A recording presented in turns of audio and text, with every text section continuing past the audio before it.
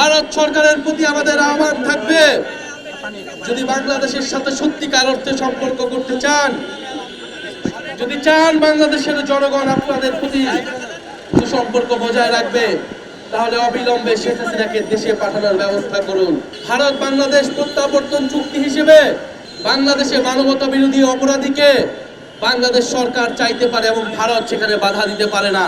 ফলে আমরা আশা করব যে শেখ হাসিনাকে ফেরত দিয়ে বাংলাদেশের সাথে ভারত নতুন করে সম্পর্ক স্থাপন করবে। ভারত শুধু শেখ হাসিনাকে আশ্রয় দেয়নি, বাংলাদেশে যে আওয়ামী লীগ অস্থিতিশীলতা এবং ষড়যন্ত্র করছে সেটাকেও পরোক্ষভাবে সমর্থন দিয়ে যাচ্ছে। আমরা ভারতের জনগণের প্রতি আহ্বান জানাবো যে আপনারা আপনাদের দেশে কোনো গণহত্যাকারীকে আশ্রয় দিবেন না।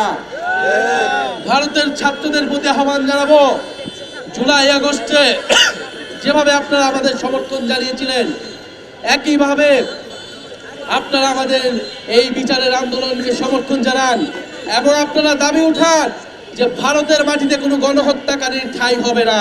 আমরা চাই ভারত বাংলাদেশের জনগণের মধ্যে সেই মৈত্রতা, সেই ঐক্যতা অটুট থাকুক।